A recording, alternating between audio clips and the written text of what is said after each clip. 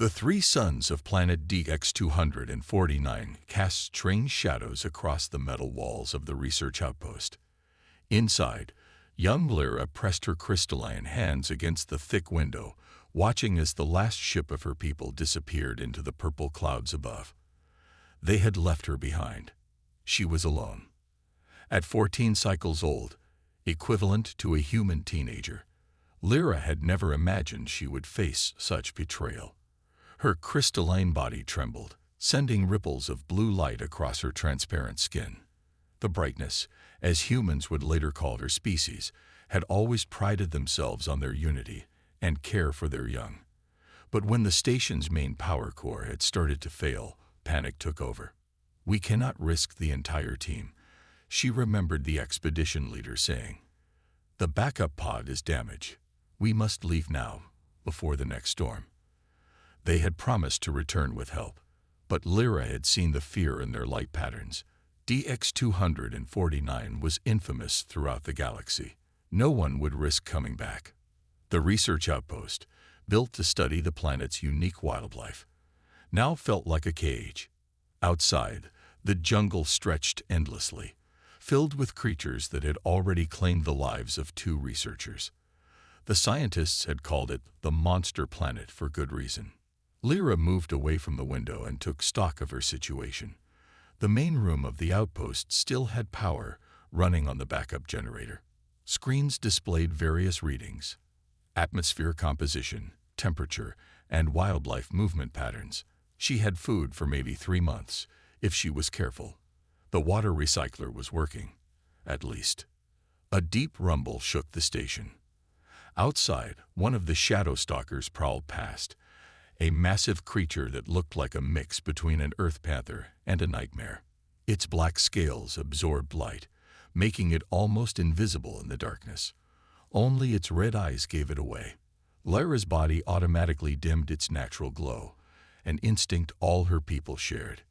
"Think," she whispered to herself in her native language, a mixture of light pulses and crystalline sounds.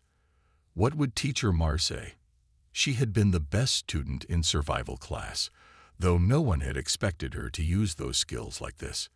The outpost computer still worked. Lyra accessed the emergency protocols, her fingers dancing across the holographic interface. The building had basic defenses, sonic barriers that kept the larger predators away. But with the main power core failing, she would need to find a way to maintain them. As night fell, or what passed for night on a planet with 3 suns, Lyra made her first entry in the emergency log. Emergency log, Day 1. Station power at 82%. Main core continuing to degrade. Estimated 147 days until complete failure. Food supplies sufficient for 89 days at minimum consumption. Water recycling operational. Communications array damaged in last storm. Will attempt repairs when external conditions permit. Status: abandoned by research team due to emergency evacuation. Single survivor. Research assistant Lyra. Age: 14 cycles. No immediate rescue expected. She paused, her natural glow dimming with sadness, before adding, "Personal note: I am scared, but I will survive. The monsters outside are strong, but I have my mind. I have my light. I have this shelter. I will find a way." A screech from outside made her jump. Through the window, she saw a flying creature swoop past, its wingspan wider than the station's main door. The artificial lights flickered, reminding her that every passing moment brought her closer to losing power. Lyra moved to the storage room and began organizing supplies. She would need to be smart, efficient, and brave. Her people had evolved on a world of crystals and light, making them naturally fragile but capable of manipulating light in wonderful ways. Here, on this dark and dangerous world, those abilities might be the difference between life and death. As she worked, a small light pattern played across her skin. An old children's song about hope and courage. The same song her mother used to share with her. Lyra forced herself to continue moving, continue planning. She wouldn't let fear win. She wouldn't let this planet win.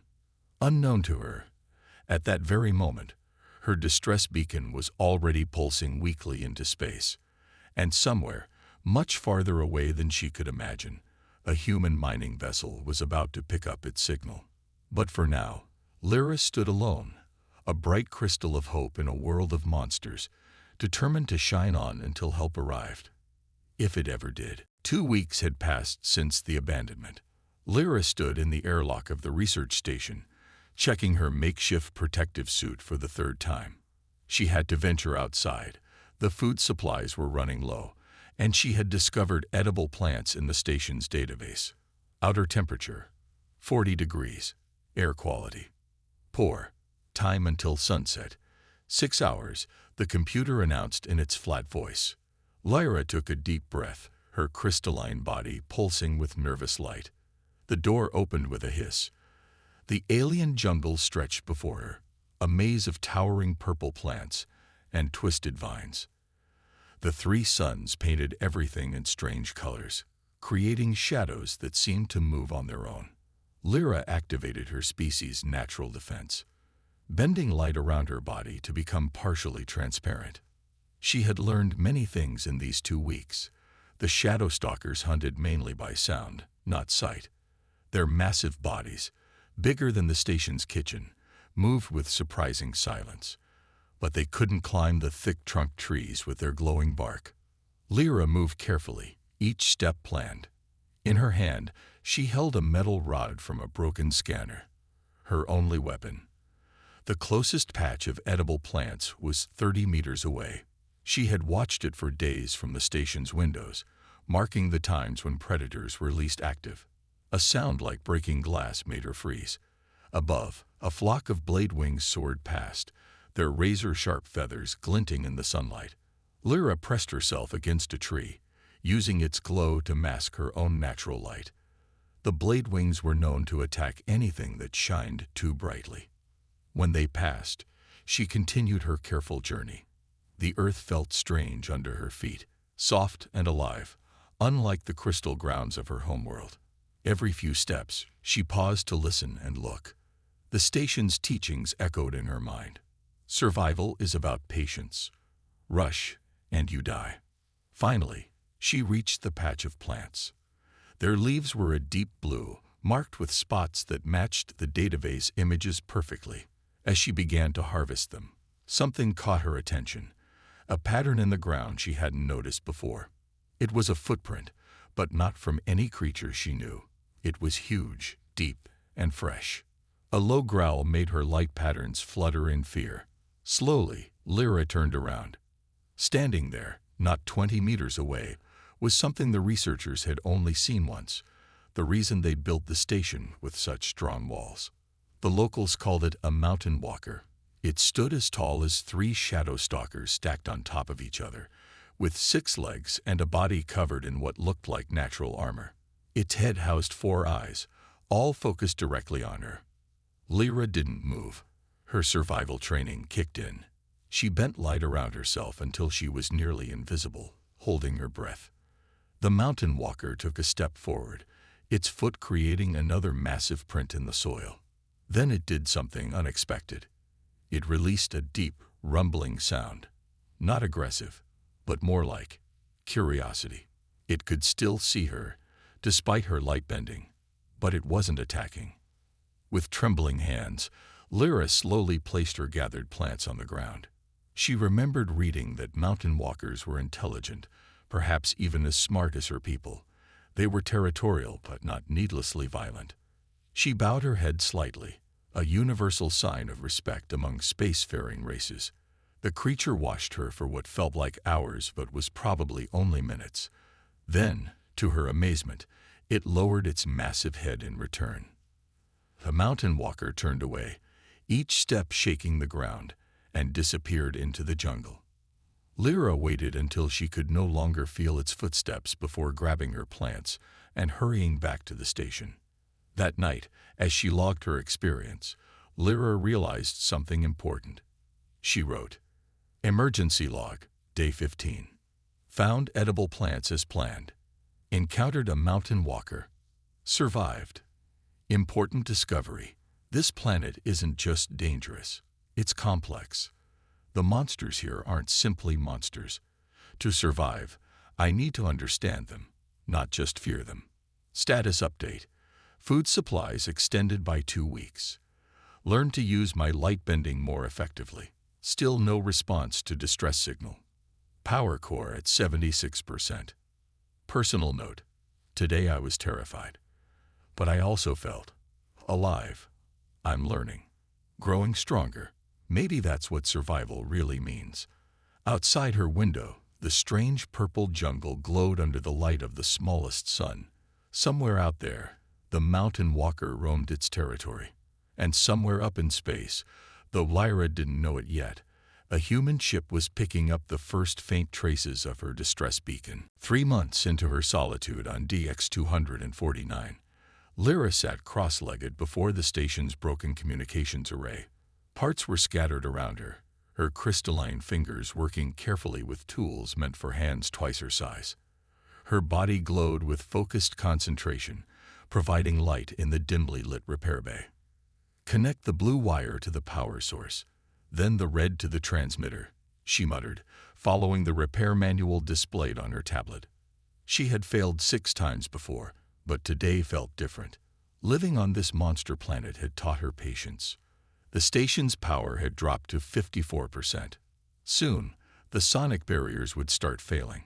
She had already seen shadow stalkers testing the weakening defenses, their massive bodies prowling closer each night. Time was running out. A spark jumped from the communications array, making Lyra jump back. But instead of dying like before, the machine hummed to life. Green lights flickered across its panel. Connection established. The computer announced. Broadcasting emergency frequency. Lyra's whole body lit up with joy, sending rainbow patterns across the walls. She had done it. The signal was weak, but it was working. She quickly recorded her message. This is Research Assistant Lyra of the Brightness, stranded on planet DX-249. Station power failing. Limited supplies. Request immediate rescue. Warning. Extreme planetary hazards present. The message began broadcasting on repeat. Lyra watched the signal strength indicator, hoping it would be enough to reach through the planet's thick atmosphere. That's when her tablet beeped with an unexpected alert. Signal detected. Origin. Unknown vessel. Distance. 2.4 million kilometers. Lyra stared at the screen in disbelief. Someone had heard her. Her excitement quickly turned to worry as she realized she had no way to know who was receiving her signal. Pirates sometimes lurked in this sector, preying on distress ships. The tablet beeped again. A voice crackled through, distorted but clear enough to understand. This is Captain Roberts of the human mining vessel Star Digger. We've received your distress call. Do you copy? Humans. Lyra had never met one, but she knew of them. Her people traded with Earth occasionally. Humans were known throughout the galaxy for 2 things: their determination and their strange habit of helping anyone in need, regardless of species. Yes, I copy, she responded, her voice shaking. Please help. I'm alone here. The station's power is failing. There was a long pause filled with static. Finally, the voice returned. We're reading your location. DX-249. That's a Class 5 hazard planet. How long have you been there? 3 months, Lyra replied. My people, they had to leave me. The emergency pod was damaged. Another pause. She could hear voices discussing in the background. DX-249's reputation was well known. Many considered landing here a death sentence. Hold tight, kid. The captain's voice returned. We're bringing this to the crew. Standard protocol says we should call for a professional rescue team, but that could take weeks. Lyra's hope began to fade. In weeks, the station's power would be gone. The barriers would fail. The monsters would get in. Then a new voice came through the comm system, deeper, calmer. This is Jack, rescue specialist. I've done drops on Class 5 worlds before. How's your power looking, Lyra? 54%, she answered. The sonic barriers are starting to fail. There are things out there. Big things. I know, Jack replied. I've read about DX-249. Listen to me carefully. I'm coming down to get you. The captain thinks I'm crazy, but we're not leaving a kid alone on a monster planet. Can you hold on for 12 more hours?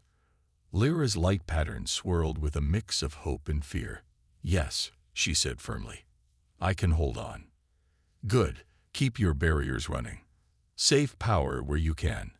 I'll bring extra cells for your suit. Just stay alive until I get there. The transmission ended, leaving Lyra staring at her tablet. A human was coming to rescue her. They didn't know her anything, but they were coming anyway. In her emergency log that night, she wrote, Emergency log, day 92. Contact established with human vessel. Rescue attempt planned. Power at 54%.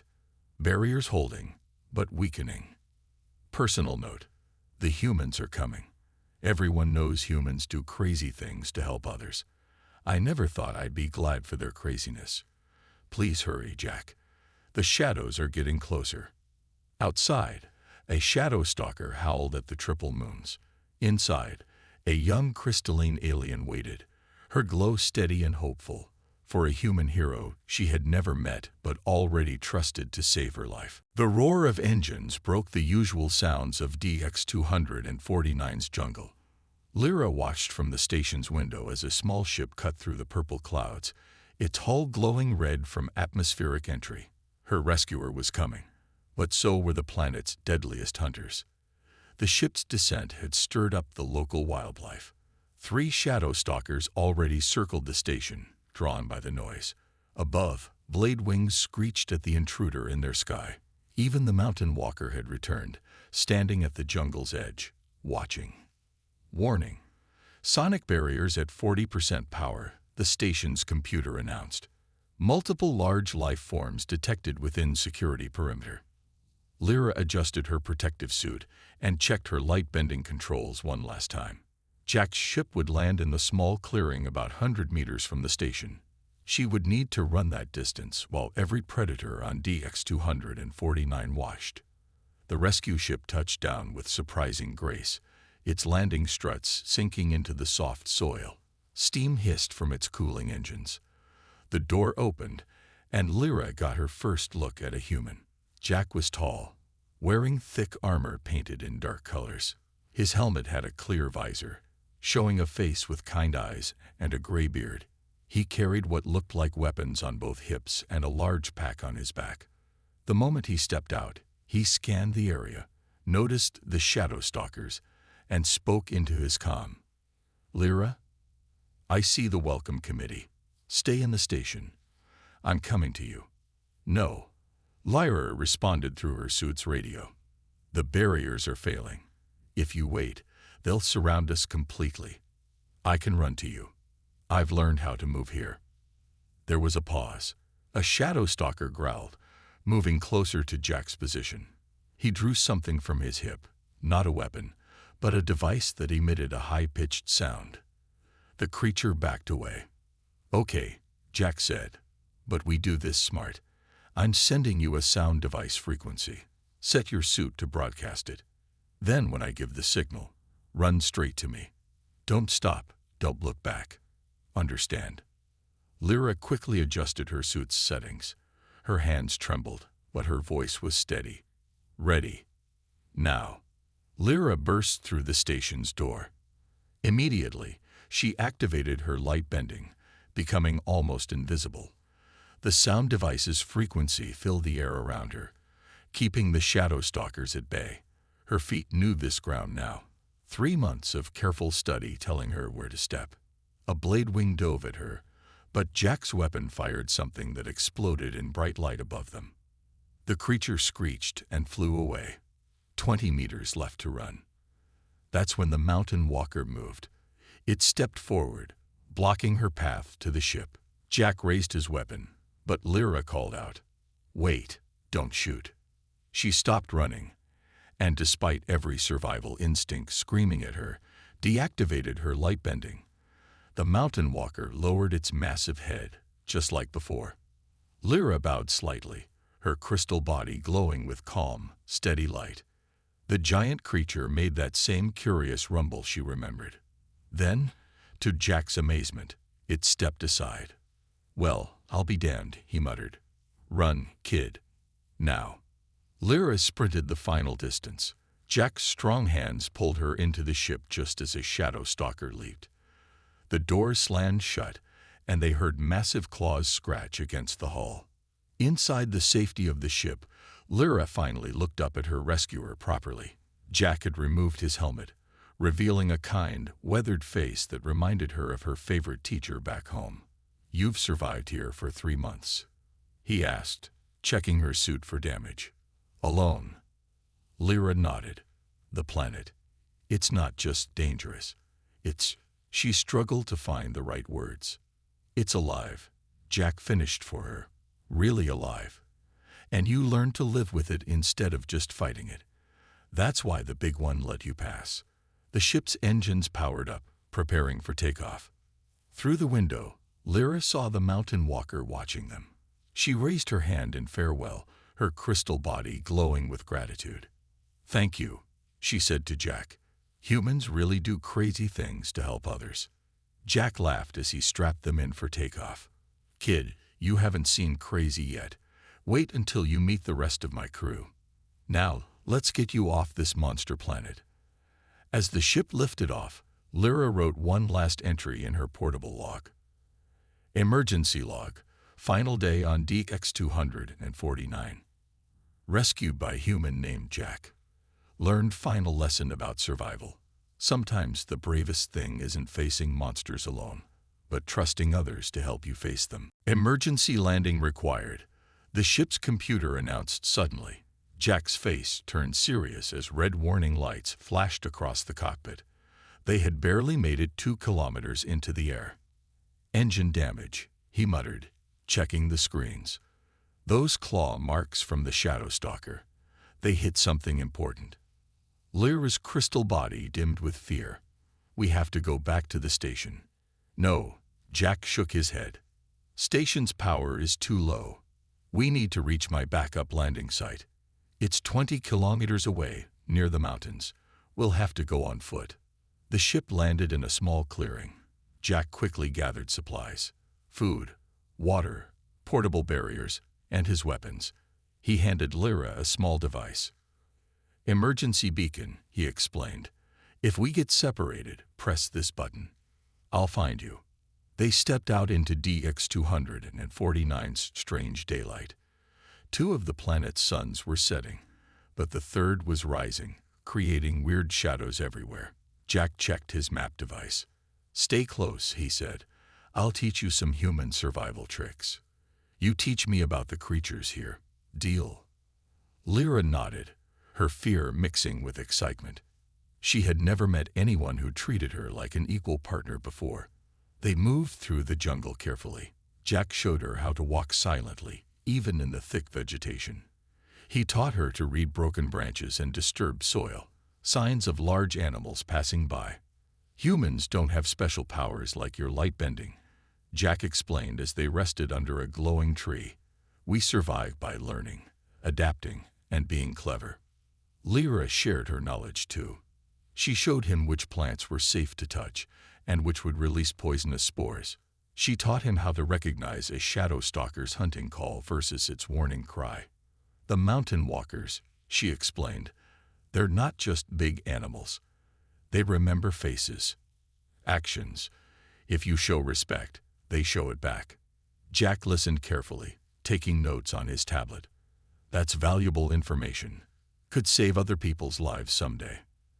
Their journey wasn't easy. Twice they had to hide from bladewing flocks. Once, they spent an hour perfectly still as a shadow stalker passed nearby. But together, they were stronger than alone. On their second day of walking, they faced their biggest challenge. A wide river blocked their path. The water glowed with strange lights, bioluminescent creatures swimming beneath the surface. "We can't cross here," Lyra said, her light patterns showing worry. "Those lights, they attract fish. They draw in prey with pretty colors, then swarm. Jack studied the river thoughtfully. What if we use your abilities? Can you bend light to make the water look dark? Lyra's body brightened with realization. Yes, if I absorb enough light, the attract fish won't know we're crossing. They built a small raft from fallen trees. As they crossed, Lyra concentrated hard, bending all light away from the water around them. The attract fish's lights dimmed in confusion, letting them pass safely. Brilliant work, partner, Jack smiled as they reached the other side. See, human cleverness and alien abilities. Perfect team. That night, they camped inside a portable barrier field.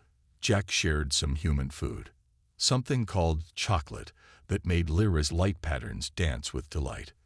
Why did you come to save me? She asked finally. Your captain said it was too dangerous. Jack was quiet for a moment. Because it was right, he said simply. Humans have a saying, no one left behind. Doesn't matter if you're human or alien, crystal or flesh. Everyone deserves help when they need it. Lyra thought about this. On her world, people helped only their own kind. But here was a human, risking his life for a stranger from another species. 10 more kilometers tomorrow, Jack said, checking his map. Get some rest. I'll take first watch. As Lyra settled down to rest, her body glowing softly, she realized something important. She wasn't just surviving anymore. With Jack's help, she was learning to be brave in a new way, not by being alone, but by trusting others. In the distance, a mountain walker's call echoed across the dark jungle. But for the first time since being abandoned, Lyra wasn't afraid. She had found something her own people had forgotten. The strength that comes from helping others, no matter who or what they are. The final day of their journey dawned with an eerie silence. No blade wings in the sky. No calls from the mountain walkers. Even the ever-present jungle sounds had stopped. Jack and Lyra stood at the edge of a vast plain, the last stretch before reaching his backup ship. Something's wrong, Lyra whispered, her crystal body pulsing with nervous light. The animals are never this quiet. Jack checked his scanner, then froze. We've got movement. Lots of movement. Coming from all directions. That's when they saw them. Shadow stalkers. Not just one or two, but dozens emerging from the jungle. It was a migration, and they were caught right in the middle of it. The ship's just 2 kilometers across this plain, Jack said, quickly pulling supplies from his pack. But we've got at least 50 shadow stalkers between us and safety. Lyra's light pattern swirled with fear, but her voice remained steady. What do we do? Jack smiled grimly. Time for that crazy human thinking you've heard about. You can bend light, right? Make things brighter or darker. Yes, and I can focus it, like a beam. Perfect. Jack pulled out his last few light grenades and some reflective emergency blankets. Let's give these hunters a light show they'll never forget. They quickly built their defense. Jack tied the reflective blankets to their backs like capes. Lyra practiced focusing her light into sharp beams, while Jack programmed his remaining grenades. Remember, Jack said, shadow stalkers hate bright light. They hunt in darkness. We're going to blind them, confuse them, then run straight through their middle. The shadow stalkers were getting closer, their massive bodies moving with deadly grace. Lyra could see their red eyes fixed on her and Jack. Ready? Jack asked. Ready, Lyra answered, her crystal body beginning to glow brighter than ever before. Now, Jack threw his first grenade high into the air. As it exploded in a burst of light, Lyra caught the brilliance with her natural abilities and split it into dozens of dazzling beams. The reflective blankets multiplied the effect, creating a storm of light that made the shadow stalkers howl in confusion. They ran. The plain erupted into chaos as the massive predators scattered, their hunting patterns disrupted by the unprecedented light show. Jack threw another grenade, and Lyra turned its flash into a wall of pure brightness behind them. But the shadow stalkers were adapting. Some began circling around, trying to flank them. One leaped forward, its claws missing Jack by inches. "Keep running," Jack shouted, firing his sonic weapon to drive back another attacker. "We're halfway there." Lyra's energy was draining. Creating so much light was exhausting her crystalline body. A shadow stalker charged through her light wall, heading straight for Jack's unprotected back. Without thinking, Lyra pulled in all her remaining energy. Her body glowed white-hot, and she released it in a single massive pulse of pure light. The flash was so bright, it lit up the entire plane like daylight. Every shadow stalker stumbled, temporarily blinded. Jack grabbed Lyra's hand as she stumbled, weakened from the effort. "That was incredible," he said, half carrying her as they ran. "Just a little further." Through her exhaustion, Lyra heard something familiar. A deep, rumbling call. The mountain walker she had befriended appeared at the edge of the plain. It wasn't alone. 3 more of its kind emerged, their massive feet shaking the ground. The mountain walkers moved between them and the recovering shadow stalkers. It wasn't an attack, it was protection. The shadow stalkers backed away, unwilling to challenge the giant creatures. "Your friend brought backup," Jack laughed as they finally reached the ship. "Guess respect really does earn respect on this planet." Inside the ship, as Jack prepared for takeoff, Lyra looked back at the plane. The mountain walkers stood like sentinels, watching them. She raised her hand in a final farewell, her body managing one last grateful glow. "You know," Jack said as they lifted off, "in all my years of rescue work, I've never seen anything like that." "You're one brave kid, Lyra." "I learned from the best," she replied, watching DX-249 shrink below them. "A crazy human who taught me that being brave doesn't mean being fearless. It means facing fear with everything you've got, including help from friends, even strange ones." This time, as they broke through the atmosphere, no warning lights flashed. They had made it. Together. The Star Digger's medical bay was quiet except for the soft hum of machines. Lyra sat on an examination bed, her crystal body slowly regaining its natural glow after the exhausting escape. Captain Roberts stood with Jack, reviewing their report about DX-249. "So not only did you survive a shadow stalker migration," the captain said, shaking his head in amazement, "but you made friends with those mountain walker creatures. The science division is going to love this data." A message alert flashed on the ship's main screen. Lyra's light patterns dimmed slightly. It was from her people, the brightness. "We've made contact with your colony," Captain Roberts said gently. "They're sending a ship to collect you. Should reach us in about 2 weeks." Lyra looked down at her hands, her voice quiet. "They abandoned me, left me to die on that planet, and now they want me back." Jack stepped forward, his expression serious. "You don't have to go back, kid. There are laws about this sort of thing. Abandoning a miner on a Class 5 hazard planet, that's serious. What other choice do I have?" Lyra asked, her light patterns showing confusion. Jack scratched his beard, sharing a look with Captain Roberts. "Well, there is another option. Been talking to the captain about it." "Ever heard of interspecies adoption?" Lyra's whole body lit up with surprise. "You mean, if you want," Jack said, smiling. "I'd be proud to be your guardian. Already filed the paperwork with Earth's Interstellar Child Protection Services. Captain Roberts here is backing my application. He's the best rescue specialist in the fleet," the captain added. "And after what you two went through together, I can't think of a better match." Tears weren't possible for her crystalline species, but Lyra's body glowed with every color of the rainbow, her people's expression of pure joy. "You really want me to stay?" "Are you kidding?" Jack laughed. "You're brilliant, brave, and you saved my life back there. Plus, think of all the good we could do together. Your light abilities and my rescue experience. We'd make an amazing team." Captain Roberts pulled up a document on the main screen. "Just need your official statement, Lyra. Do you choose to accept Jack's guardianship and decline return to your colony?" Lyra stood up straight, her glow steady and bright. I choose to stay with Jack.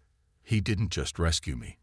He taught me that real family is about who stands by you, not just who you're born to. The next 2 weeks passed quickly.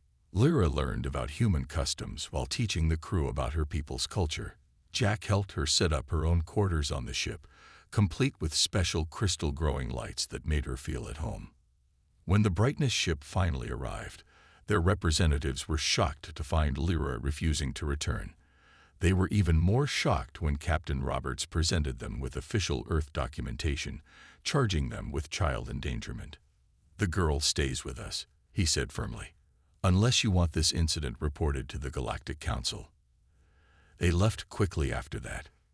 Later that evening, Jack found Lyra in the ship's observation deck, watching the stars. "You okay?" he asked. "Better than okay," she replied. "For the first time, I feel like I belong somewhere, even if that somewhere is a crazy human rescue ship." Jack chuckled. "Well, get ready for more craziness. Got our first assignment as a team. Distress call from a mining colony on Europa. Nothing as bad as DX-249, but they could use our help."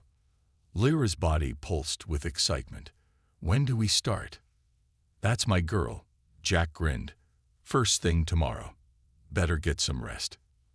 As Jack turned to leave, Lyra called out, "Dad?" He stopped, his eyes getting a bit misty. It was the first time she'd called him that. "Thank you," she said, "for everything." "No, thank you," he replied softly, "for reminding an old rescue worker why we do this job. Now get some sleep. We've got lives to save tomorrow." That night, in her new quarters, Lyra made one final log entry. Personal log. First day of new life. 3 months ago, I was abandoned on a monster planet. I thought it was the end. Instead, it was a beginning. I learned that family isn't about what you are, but who you choose to be. I chose to be brave. I chose to trust. And I chose a crazy human dad who taught me that the greatest strength comes from helping others. Tomorrow, we start helping people together. And I can't wait. End log. Lyra Walker, Junior Rescue Specialist.